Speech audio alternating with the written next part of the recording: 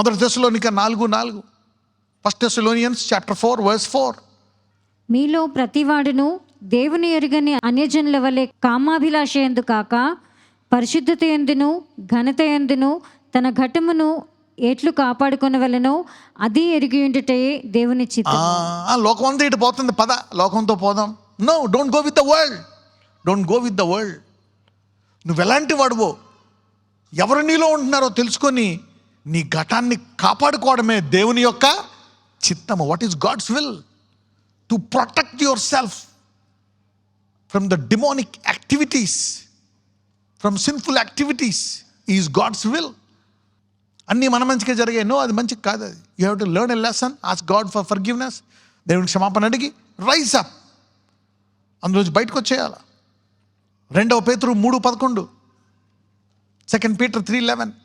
ఇవన్నీ ఇట్లు లయమైపోవునవి కనుక ఆకాశములు రవలుకొని లయమైపోవునట్టియు పంచభూతములు మహావేంద్రముతో కరిగిపోవునట్టియు. చూసారా, ఏమి ఉండవు, పరిశుద్ధత మటుకు మిగిలిపోతుందంట. నీ శరీరము మళ్ళా మహిమ శరీరంలోకి వచ్చేసి యుగయుగములు దేవునితో ఉంటావంట. Nothing remains. Holiness keeps you forever. You see that now. Holiness keeps you. పరిశుద్ధత నిన్ను నిత్యం ఉంచుతుందంట.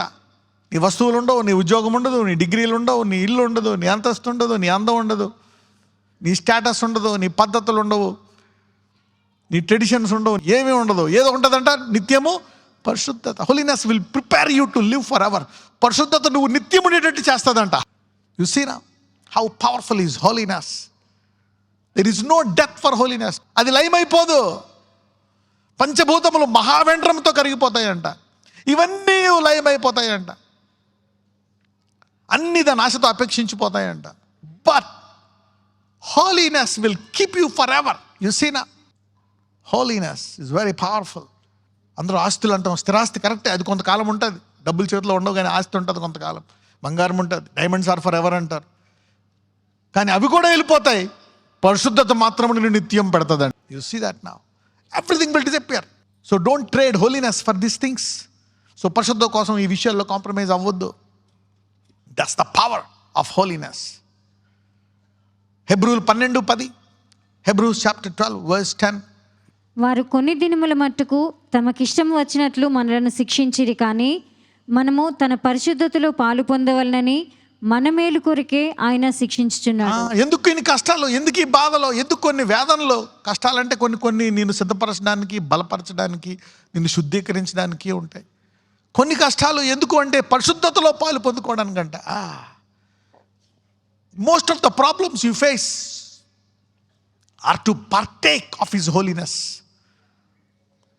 మనలో చాలామంది కష్టాలు దేని కొరకు అంటే ఆయన పరిశుద్ధతలో పాలు పొందుకోవడం కోసం అంట. So partaking of his holiness will solve many problems.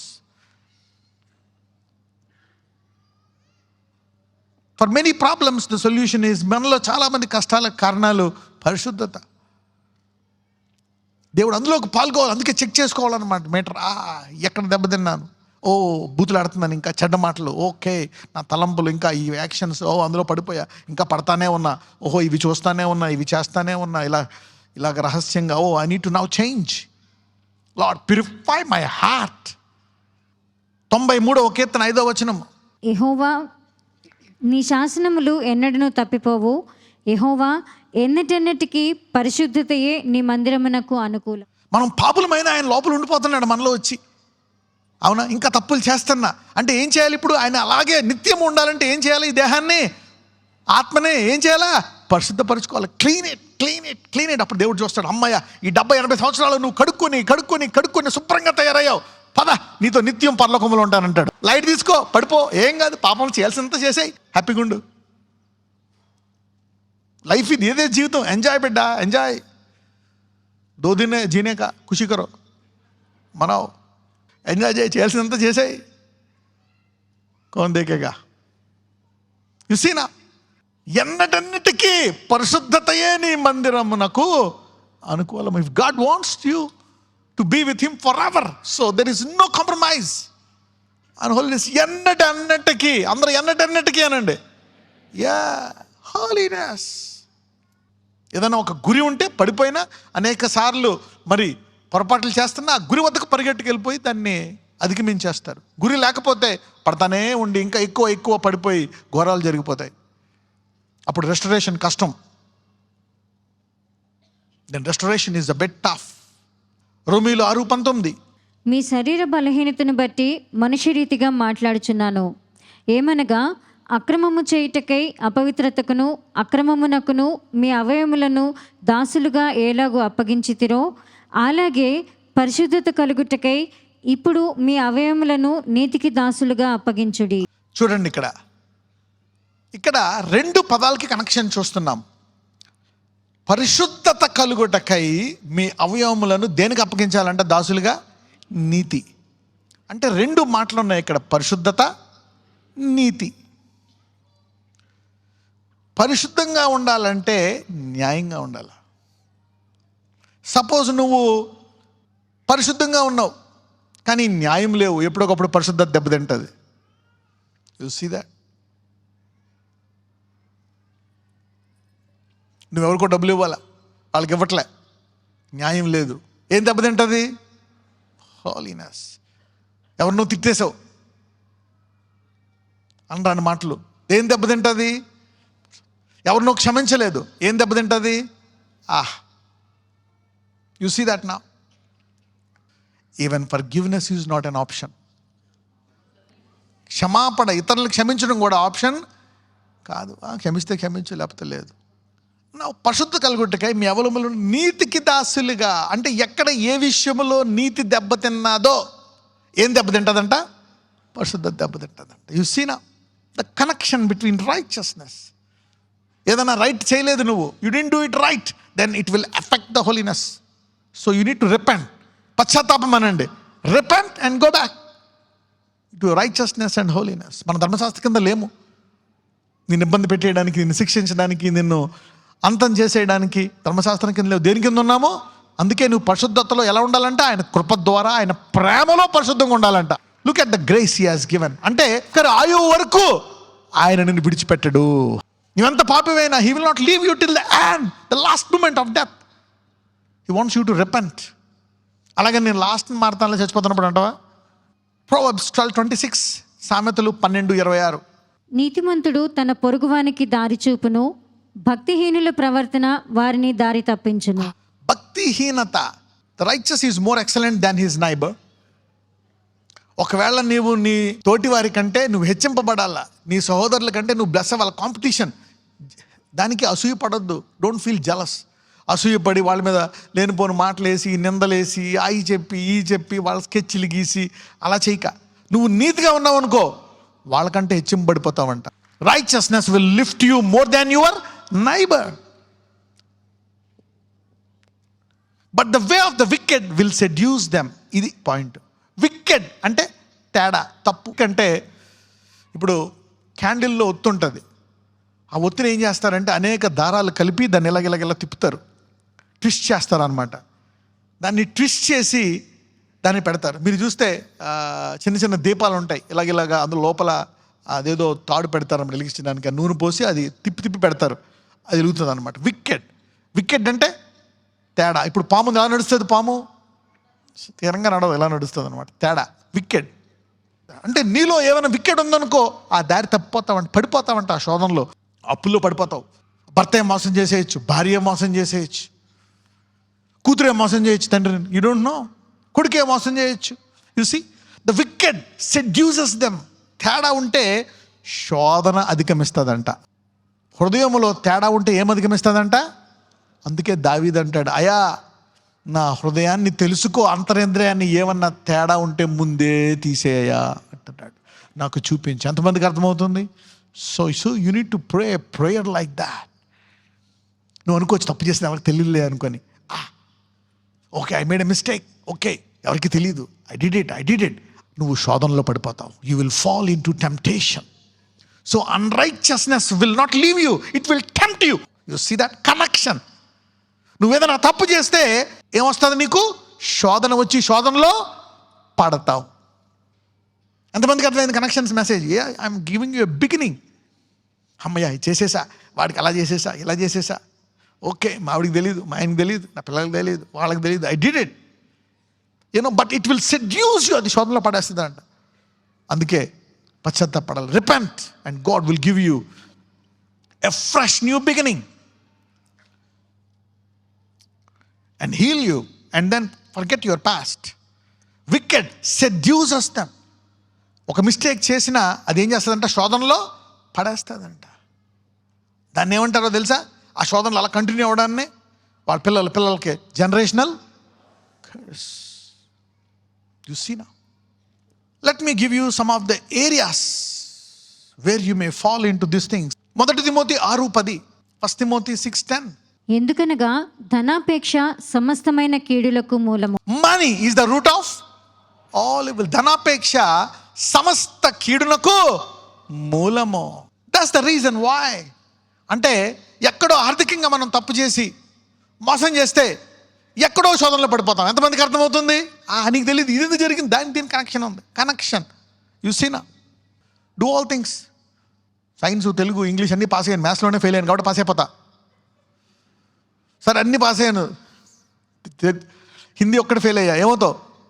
You see that now there are only few things that God is giving you. This is prime. ఎందుకంటే ఎందుకు ఎక్కడ ధనం ఉందో అక్కడని, ఇది డబ్బుకు సంబంధించింది, హృదయానికి సంబంధించిందా? ఎక్కడ ధనం ఉందో అక్కడేముంది? హృదయం. అది ఎక్కడో స్టార్ట్ అయింది. You cheated somebody in finances, ఎక్కడో డబ్బుల విషయాలు ఎక్కడో మోసం జరిగింది. ఆ డబ్బుల విషయాల్లో కుటుంబం దెబ్బతింది, పిల్లల ఫ్యూచర్ దెబ్బతింది. You see the money is the root of. ఆ డబ్బులు కరప్షన్ చేయడం, ఎందులో పడ్డావు నువ్వు? శోధనలో పడ్డావు. భార్య ఉంటుండగా again you fell in to some other sin. Psalm 139, 23-24, 139వ కీర్తన 23-24. దేవా, నన్ను పరిశోధించి నా హృదయమును తెలుసుకునుము. అంటే దావీదు తన షాక్ అయిపోయాడు. నేనే పొద్దున్న 3 గంటలు లేసి ఆరాధించేవాడిని, రాత్రి ఆరాధించేవాడిని, నేను ఎలా పడిపోవడం ఏంటి? ఇది నాలో ఉందా? అయ్యి బాబోయ్, నా శరీరాన్ని నమ్ముకోకూడదు.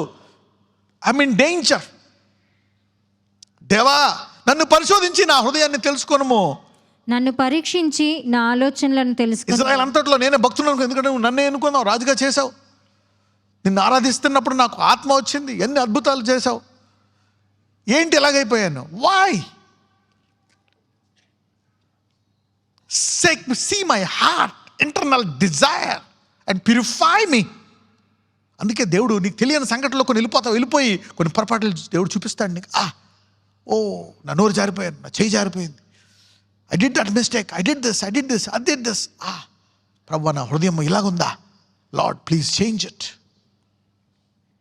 Give me a clean heart, a righteous heart. మరి నూతనముగా నాకు పరిశుద్ధమైన హృదయం దయచేయి, నూతనముగా నీతిగల హృదయము దయచేయి. Come on, carry on. నీకు ఆయాసకరమైన మార్గము నా యందున్నదేమో చూడుము, నిత్య మార్గమున నన్ను నడిపించుము. తర్వాత పడిపోయిన తర్వాత లేవనెత్తడం కాదయ్యా, ముందే నాకు చూపించు. Show me before. నేను ఎక్కడ పొరపాటు చేస్తున్నాను? ఎవరైనా మోసం చేస్తున్నానా? What am I doing? Show me. ఎందుకు చేస్తున్నాను? ఏం చేయాలా? Tell me, instruct me, guide me before. Let God guide you from today, even before you fall. నీవు పడిపోయి కష్టాలు పడకముందే దేవుడు ఈరోజే నీ హృదయాన్ని శుద్ధీకరించును గాక. Let us pray this prayer. It will take a long time to purify you. 1 John 3:6-10. 1 యోహాను 3:6-10. ఆయన యందు నిలిచిండు వాడెవడును పాపము చేయడు. ఇది స్టాండర్డ్. ఒక పునాది, ఒక హద్దు ఉంటుంది అన్నమాట. చూడండి, స్టాండర్డ్ పెడతారు. 100 మార్క్స్ రావాలి. 100 వస్తే good candidate, first class, second class, third class, excellent. ఆయన యందు నిలిచిండు వాడెవడును పాపము చేయడు. అసలు చేయడంట. If you stand, it is impossible to sin. ఈ రోజు నుంచి మనందరము ఇది గురిగా పెట్టుకుందుము గాక. స్టాండర్డ్. పాపము చేయవాడు ఎవడును ఆయనను చూడలేదు, ఎరగలేదు. అంటే హోలీనెస్. ఒకవేళ పరిశుద్ధంగా ఉంటే నువ్వు ఆయనకి తెలుసు, ఆయన్ని చూచావు. You see the mystery. If you are holy, you have already seen God and you have already known God. నువ్వు పరిశుద్ధంగా ఉంటే నువ్వు ఆల్రెడీ దేవుడిని చూచావు, దేవుడికి నువ్వు తెలుసు. మీరందరూ తప్పకుండా దేవుని చూచుదురు గాక. దేవుడు మిమ్మల్ని తన గుమ్మం దగ్గర చూసి వీళ్ళు నేను ఎరుగును అని అనుదును గాక. So put a target. Don't ignore these 2 powerful goals. Put a target before marriage and after marriage and all your life. మీ పిల్లల మీద కూడా ఈ కాడి పెట్టండి. Put this on your kids. వాళ్ళ ఫోన్లు చెక్ చేయాల్సిన అవసరం ఉండదు. If the heart is purified, you don't need to control them. ఒకవేళ నువ్వు పరిశుద్ధంగా ఉంటే, ఒకవేళ నువ్వు ఏదైనా పాపాన్ని వద్దు అన్నావంటే దేవుణ్ణి చూచినట్టే. You have seen God. These are eternal permanent connections. These are powerful things. ఎందుకు పరిశుద్ధంగా ఉండలేము? How come holiness is a problem? Number 1, generational curse. ఏంటది? Generational curse. పితరులది పిల్లల మీదకి వస్తుంది, తల్లిదండ్రులు చేసిన పాపాలు. అందుకే పరిశుద్ధంగా ఉండలేం. నీ తండ్రికి డివోర్స్ అయిందా? You are in danger. Yeah, you are in danger. నీ తల్లికి డైవోర్స్ అయిందా? There is a danger. ఏదో ఎఫ్ఐఆర్తో ప్రాబ్లం వచ్చిందా? నీ కుటుంబం డేంజర్లో ఉంది. కానీ యేసు ప్రభువారు ఆ శాపాన్ని 2 అంతల ఆశీర్వాదంగా మార్చును గాక. God can even change a curse into double fold blessing. He can do that. ఆశీర్వాదం అంటే ఏంటి? శాపాన్ని అధిగమించడం. దేవుడు సిలువ ద్వారా శాపాన్ని అధిగమించి ఏమిచ్చాడు? మనకి ఆశీర్వాదాన్ని ఇచ్చాడు. ఎవరి మీద ఎటువంటి శాపాలు ఉంటే అవన్నీ రోజు ఇరిగిపోవును గాక. Lust is a generational curse. Lust, the spirit of lust, మోహము అనే ఒక దురాత్మ పితరుల నుంచి వచ్చినట్టు ఒక శాపము. దావీదు నుంచి అది సొలొమోనుకు వచ్చింది. He couldn't take over the generational curse. But now you got the blood of Jesus. What ever మీరు పేరెంట్స్ చేసిన వాటిని అధిగమించి మీ పిల్లలకు నూతన సృష్టి గల పరిశుద్ధత మీకు ఇచ్చుదురు గాక. You can stop the generational curse of the parents and start a new holy nature to your kids. నీ పితరుల శాపాలని ఆపేసి నీ పిల్లల్ని పరిశుద్ధంగా పెంచుదువు గాక. This is a curse. Lust is a curse. It enters into your DNA, into your blood. DNA బ్లడ్లోకి వెళ్ళిపోతుంది. యేసు ప్రభు వారి రక్తం దాన్ని ఆపుతుంది. The blood of Jesus will change the DNA and give you a holy DNA. So claim it. Put a yoke. Work hard in that area. లోకం అంతా ఎటన్నా పోనే, భ్రష్ట లోకం పట్టించుకోదు. Don't care. Number 2, ignorance is an enemy to holiness. Ignorance అంటే post phone చేయడం.